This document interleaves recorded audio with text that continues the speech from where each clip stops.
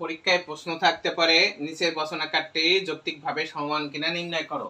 অঙ্কটা আছে P equivalence দ্বিতীয় বন্ধনীর শুরু পি ডট প্রথম বন্ধনীর শুরু কিউ ইমপ্লাইজ পি দ্বিতীয় বন্ধনীর শেষ। তাহলে এটাও কিসের মাধ্যমে করতে হবে? সত্য সারণীর মাধ্যমে।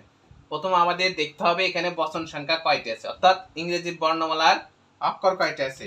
তাহলে ইংরেজি বর্ণমালার এখানে অক্ষর আছে 2টি, তাহলে সারির সংখ্যা হবে 4টি। তাহলে 4টি সারি ভাবে কেটে নেবা, ঠিক আছে? 4টি সারি কেটে নেবা। 1 1 2 3 4 5। একটা সবসময় কি হবে? এক্সট্রা হবে, ঠিক আছে? তাহলে একটা অতিরিক্ত হবে।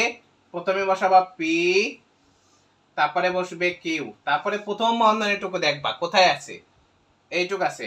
তাহলে কিউ ইমপ্লাইজ পি, তারপরে দ্বিতীয় বন্ধনীটা কি আছে? P dot Q implies P, তারপরে সমস্তটা কি আছে? পি ইকুইভ্যালেন্স দ্বিতীয় বন্ধনীর শুরু P dot Q implies P, প্রথম বন্ধনী শেষ দ্বিতীয় বন্ধনী শেষ, এই পাশে ক্লোজ। অনেকে খাতায় কি করে? এই পাশটা আর ক্লোজ করে না। আসলে যেটা সারণীর ভিতরে থাকবে সেটা তোমাকে অবশ্যই ক্লোজ করতে হবে। এই পাশটাও এই দাগটা দিয়ে সম্পূর্ণ করতে হবে, এই পাশটাও এই দাগটা দিয়ে বন্ধ করে দিতে হবে। এইটা বন্ধ করলাম না মানে কি এর ভিতরে আর কিছু আসবে বা এটা এইদিকে আরো যাচ্ছে, ঠিক আছে? এটা বোঝায় এর ভিতরে আরো অনেক কিছু আসতে পারে। তাহলে এর ভিতরে আর কিছু আসবে এমন তোমাকে রাখা যাবে না। তোমাকে কি করতে হবে? সবসময় তোমাকে এইটা এইভাবে ক্লোজ করে দিতে হবে। কি করে দিতে হবে? ক্লোজ করে দিতে হবে। তাহলে এটা ক্লোজ করে দিলে এই বছরটাও ক্লোজ করে দিলে। এখন আমাদের এখানে সারি আছে কয়টি? 1 2 3 4। তাহলে আমি বলেছি 4টি সারি থাকলে প্রথম স্তম্ভে 2টা টি বসে 2টা এফ বসে। দ্বিতীয় স্তম্ভে প্রথম স্তম্ভে যে কয়টা টি থাকবে তার অর্ধেক সংখ্যক টি অর্ধেক সংখ্যক এফ। তাহলে একটা টি একটা এফ, একটা টি একটা এফ। এবার বলছে কিউ ইমপ্লাইজ পি। তাহলে এখান থেকে আমরা কিউ ইমপ্লাইজ পি, তার মানে কি কিউ এর মানটা আগে ধরতে বলছে। এখান থেকে এইভাবে আঁকবো, লাল কালি কিন্তু কেউ খাতায় লিখবা না।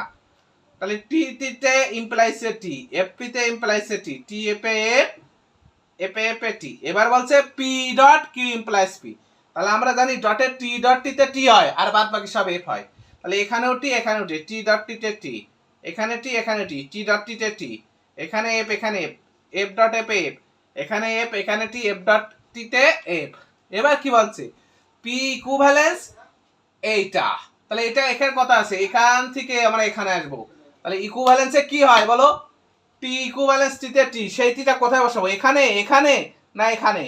কোথায়ও না, আমরা এইগুলোর মান তো করেই ফেলেছি, তাই এখানে আমাদের বসানোর কোনো প্রয়োজন নেই।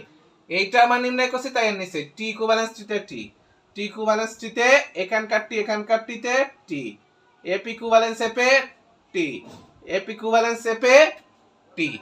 তাহলে সবগুলো সত্য হয়েছে। যদি সত্য সারণীর চূড়ান্ত স্তম্ভের মান সবগুলো সত্য হয় সেই বচনটা সমমান হয়। তাহলে লিখবা বর্ণনা। নিম্নয়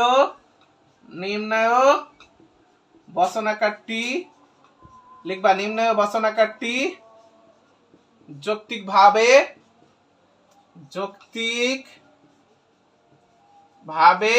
সমমান কারণ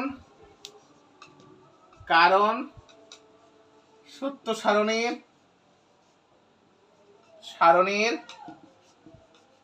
চূড়ান্ত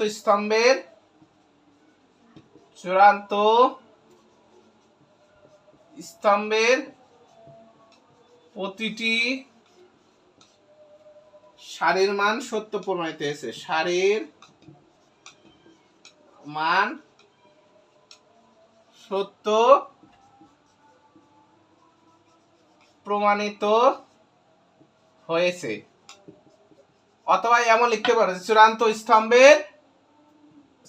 স্তম্ভ, অথবা এমন লিখতে পারো যে চূড়ান্ত স্তম্ভ সত্য প্রমাণিত হয়েছে, এমন লিখলেই হবে। এইটা কিন্তু শুধু সংক্ষিপ্ত প্রশ্নই আসে, কখনোই রচনামূলক প্রশ্নে আসবে না। ধন্যবাদ সবাইকে। আজকে এবং আগামীকাল আমি যে অনলাইন প্রতীকী যুক্তিবিদ্যার ব্যাচটা পেইড ব্যাচ চালু আছে, এইটার ভর্তি শেষ।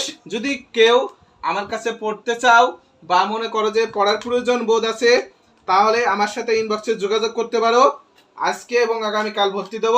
আগামীকাল 16 তারিখের পর থেকে আর কাউকে ভর্তি নিব না, ভর্তি শেষ করে দেব।